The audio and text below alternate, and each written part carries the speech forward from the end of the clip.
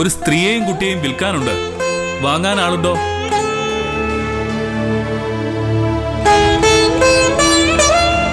ഒരു സ്ത്രീയെയും കുട്ടിയെയും വിൽക്കാനുണ്ട്. വാങ്ങാൻ ആളുണ്ടോ?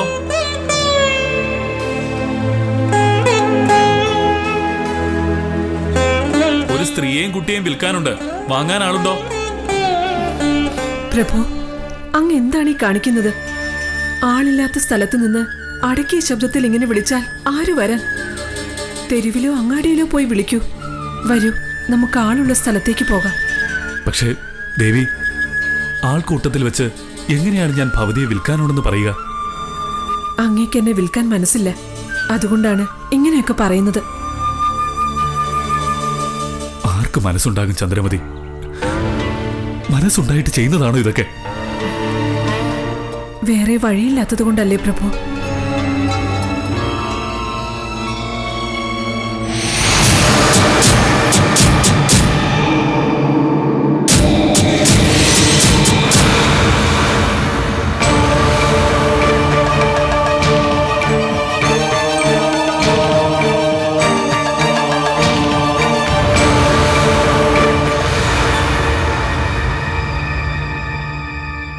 വരൂ, നമുക്ക് ആൾക്കാരുള്ള സ്ഥലത്തേക്ക് പോകാം.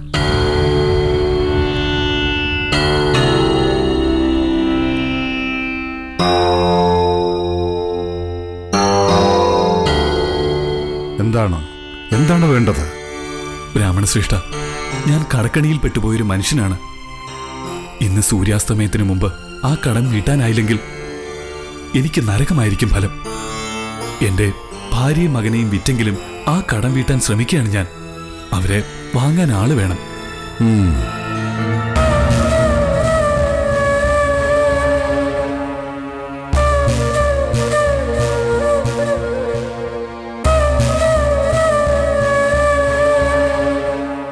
വീട്ടിലെ ജോലികളൊക്കെ ചെയ്യാൻ അറിയാമോ?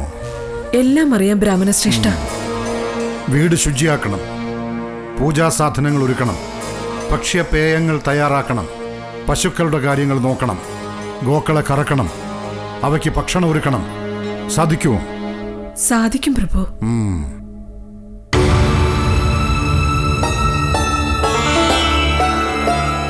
എങ്കിൽ ഇവളെയും ഈ ചെക്കനെയും ഞാൻ വാങ്ങാം.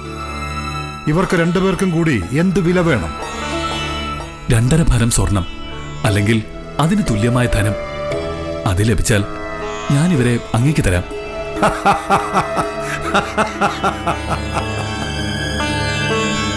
ഒരു പൊട്ടി പെണ്ണിനും ഒരു പൊട്ടൻ ചെക്കനും കൂടി 2.5 ഭാരം സ്വർണമോ?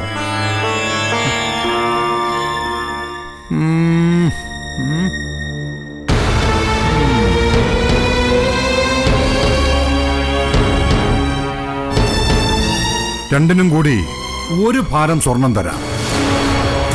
അയ്യോ, അത് പോരാ ബ്രാഹ്മണശ്രേഷ്ഠ. അതുകൊണ്ട് എന്റെ കടം ഒന്നും ആകില്ല. ഇവളെ കൊണ്ട് കടം വീട്ടാനാണ് മോഹമെങ്കിൽ അത് സാധിക്കില്ല സ്നേഹിത. ഒരു മോഹവില എന്ന നിലയ്ക്ക് ഇവൾക്ക് 1 ഭാരം സ്വർണവും ഈ ചെക്കന് 1/2 ഭാരം സ്വർണവും തരാം. സമ്മതമാണെങ്കിൽ ഇപ്പ കച്ചവടം.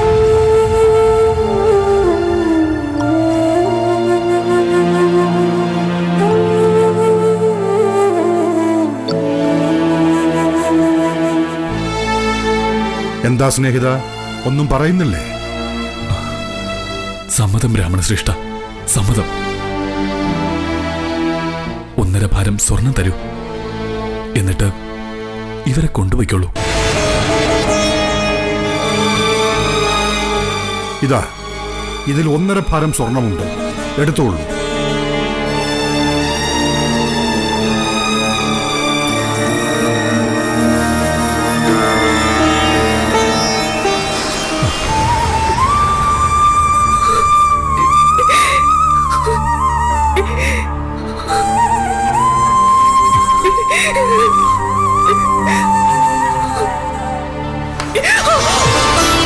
നടക്കടി.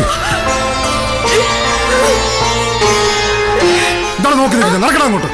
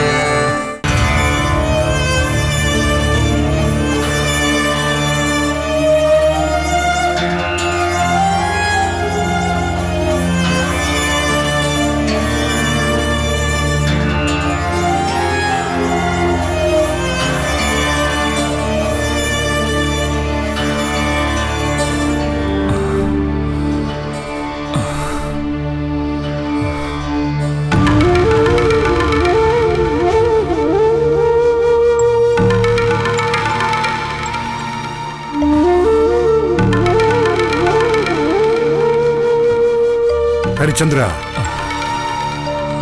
എവിടെ ദക്ഷിണ? ദക്ഷിണയ്ക്കുള്ള ധനം സമാഹരിച്ചോ? ഉവ്വ് ബ്രാഹ്മണശ്രേഷ്ഠ, ഇതാ 1.5 ഭാരം സ്വർണം ഞാൻ സ്വരൂപിച്ചിട്ടുണ്ട്. സ്വീകരിച്ചാലും. മാർഗവിശുദ്ധി ദീക്ഷിച്ചുകൊണ്ട് സ്വരൂപിക്കുന്ന ധനം മാത്രമേ ഞാൻ സ്വീകരിക്കാറുള്ളൂ. അശുദ്ധ ധനം എനിക്ക് ആവശ്യമില്ല. എങ്ങനെ സംഭരിച്ചു താങ്കൾ ഈ ധനം? എവിടുന്ന് കിട്ടി ഈ ധനം? ബ്രാഹ്മണശ്രേഷ്ഠ, എന്റെ ഭാര്യയും മകനെയും വിറ്റുകിട്ടിയ പണമാണിത്. എന്റെയും അവരുടെയും കണ്ണുനീര് വീണതിന്റെ വിശുദ്ധി കൂടി ഉണ്ടതിന് ശങ്കിക്കാതെ സ്വീകരിക്കാം. പക്ഷെ രാജാവേ, ഇത് മതിയാകില്ല. അപൂർണമാണ് ഈ ദക്ഷിണ. ഞാൻ ആവശ്യപ്പെട്ട അത്രയും സ്വർണം അസ്തമയത്തിന് മുമ്പ് തന്നെ നൽകണം. അല്ലാത്ത പക്ഷം അങ്ങയ്ക്ക് ദോഷം സംഭവിക്കും. തീർച്ചയായും ബ്രാഹ്മണശ്രേഷ്ഠ. അസ്തമിക്കാൻ ഇനിയും നാഴികകളേറെയുണ്ട്. അതിനു മുമ്പ് അങ്ങേക്ക് ഞാൻ എന്റെ കടം വീട്ടിയിരിക്കും. അങ്ങനെ ചെയ്താൽ ഹരിചന്ദ്രൻ സത്യവാക്കാണെന്ന് ലോകം പറയും. അല്ലെങ്കിൽ അങ്ങ് രാജസൂയം നടത്തിയതും ദാനം നൽകിയതുമൊക്കെ വ്യർത്ഥമായി തീരും. ഇല്ല ബ്രാഹ്മണശ്രേഷ്ഠ, ഒന്നും വ്യർത്ഥമാകാൻ ഇടവരില്ല. അസ്തമനം വരെ അങ്ങ് കാത്തിരിക്കൂ. അങ്ങനെ ആവട്ടെ.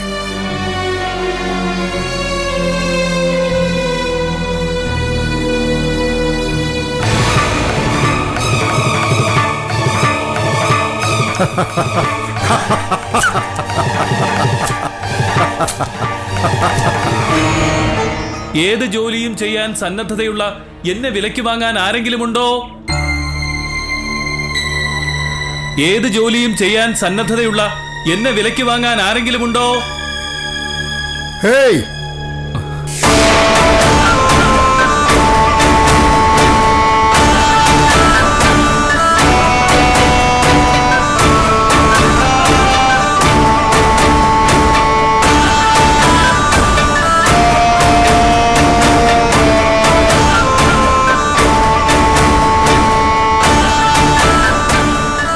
എന്തു ജോലിയും ചെയ്യുമല്ലേ?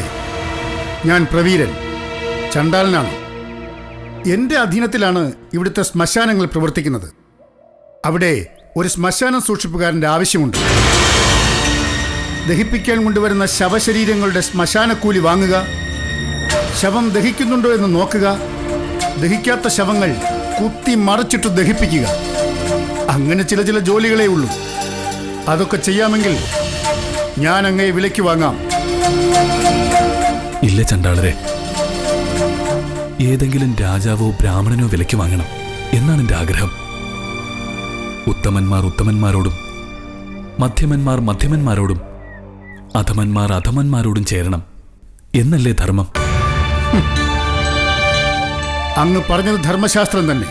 പക്ഷേ അത് വിചാരിക്കാതെയാണ് അങ്ങ് എൻ്റെ മുമ്പിൽ സ്വയം വിൽപ്പനയ്ക്ക് സന്നദ്ധനായി വിളിച്ചു പറഞ്ഞത്. അതുകൊണ്ട് അങ്ങ് സത്യബോധമുള്ളവനാണെങ്കിൽ എനിക്ക് സ്വയം വിൽക്കുക.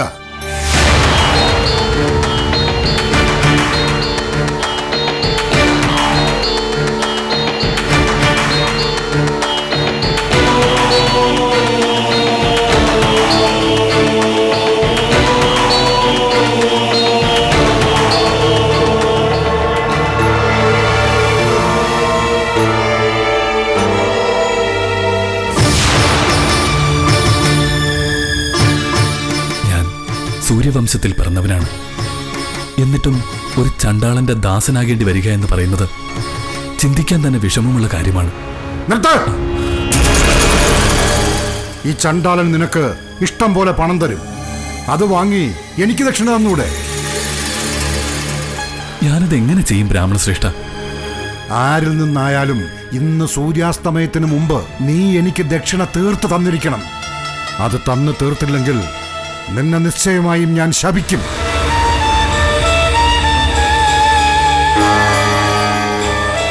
ഇപ്പോൾ പണം തന്ന് നിന്നെ വാങ്ങാൻ ഈ ചണ്ടാളനല്ലാതെ മറ്റാരുമില്ല. അതുകൊണ്ട് എത്രയും വേഗം ഈ ചണ്ടാളന്റെ ദാസനാകാൻ സന്നദ്ധനാകുക. ശേഷിക്കുന്ന ധനത്തിനു വേണ്ടി വേണമെങ്കിൽ ഞാൻ അങ്ങയുടെ ദാസനായി ജോലി ചെയ്തുകൊള്ളാം. എന്നാലും ഈ ശവപ്പറമ്പ് സൂക്ഷിപ്പുകാരനോടൊപ്പം പോകാൻ അങ്ങ് എന്നെ നിർബന്ധിക്കരുത്. എങ്കിൽ നിനക്കെന്റെ ദാസനാകാം. എന്റെ ദാസനായി കഴിഞ്ഞാൽ പിന്നെ ഞാൻ പറയുന്നതെല്ലാം നീ അനുസരിച്ചു കൊള്ളണം. തീർച്ചയായും ബ്രാഹ്മണശ്രേഷ്ഠ, അങ്ങ് എന്തു പറഞ്ഞാലും ഞാൻ അനുസരിച്ചു കൊള്ളാം. പറയൂ, ഇപ്പോ ഞാൻ എന്താണ് ചെയ്യേണ്ടത്? പറയാം. ചണ്ടാല, എന്റെ ഈ ദാസന് നീ വില തരിക. ഒരു ദാസനെ കൊണ്ട് എനിക്കൊന്നും ചെയ്യിക്കാനില്ല. ഇവനെ എടുത്തുകൊണ്ട് നീ എനിക്ക് ഒരു ഭാരം സ്വർണം തരിക.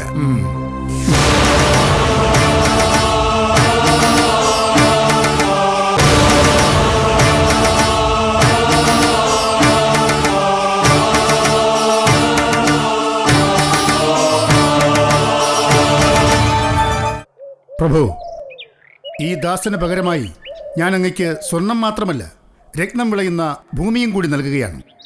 പ്രയാഗമണ്ഡലത്തിൽ 10 യോജന വിസ്താരമുള്ള ഭൂമി. ഈ ദാസന് പകരം അങ്ങയ്ക്ക് അതും എടുക്കാം പ്രഭു.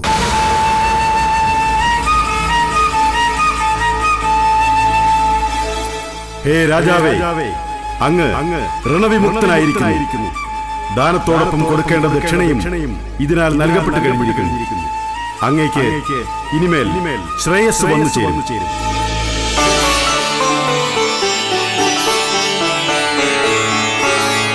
നന്ദി ബ്രാഹ്മണശ്രേഷ്ഠ.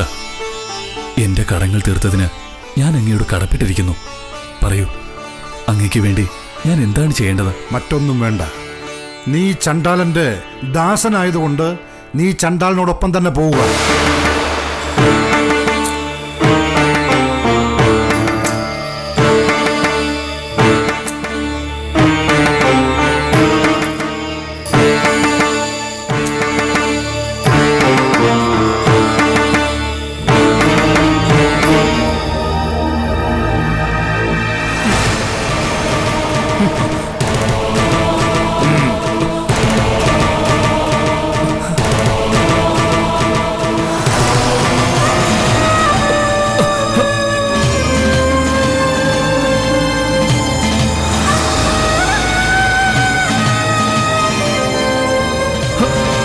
നീ ഓടിപ്പോകാതിരിക്കാനാണ് ഈ കെട്ട്.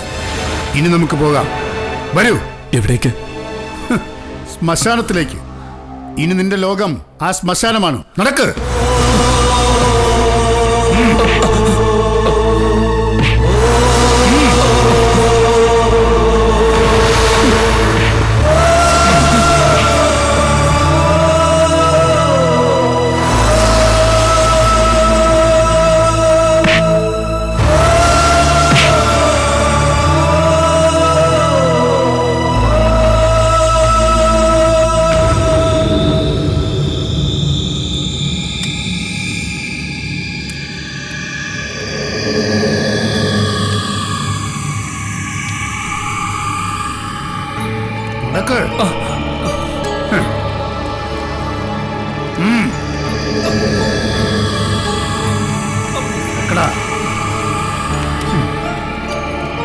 ഇനി നിന്റെ സാമ്രാജ്യം ഇതാണ്.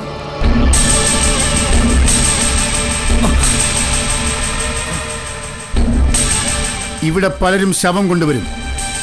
അവരെയൊക്കെ സ്വീകരിച്ച് ശവക്കൂലി വാങ്ങിയ ശേഷം മാത്രമേ അകത്തേക്ക് കടത്തിവിടാവൂ. ബന്ധുക്കളും മിത്രങ്ങളും ഉള്ളവരുടെ ശവദാഹ കാര്യങ്ങൾ നീ ശ്രദ്ധിക്കണമെന്നില്ല. അനാഥ ശവങ്ങളോ ആശ്രയമറ്റ ആൾക്കാരോ വന്നാൽ ശവം ദഹിപ്പിക്കാൻ നീ സഹായിക്കണം. എല്ലാവരിൽ നിന്നും ശവക്കൂലി കൃത്യമായി വാങ്ങുകയും വേണം. ശരി.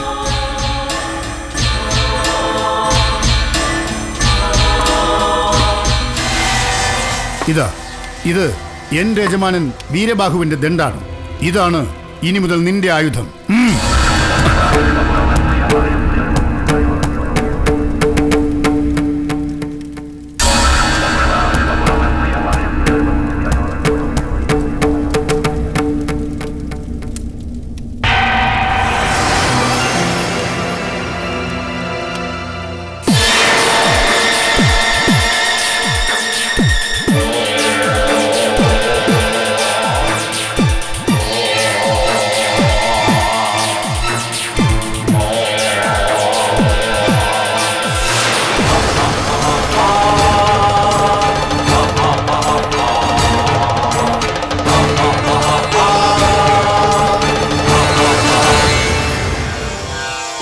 ദുഷ്ടബുദ്ധിയായ ഒരാൾക്ക് ശിഷ്ടരായ മനുഷ്യരെ പീഡിപ്പിക്കാൻ നിരവധി മാർഗങ്ങളുണ്ടാവും. ധർമ്മത്തിൻ്റെ പേരിൽ അതിന് വഴങ്ങുമ്പോഴും തൻ്റെ ശരികളിൽ ഉറച്ച വിശ്വാസം പുലർത്തുക, അതാണ് നമ്മെ നാമാക്കുന്ന ഘടകം.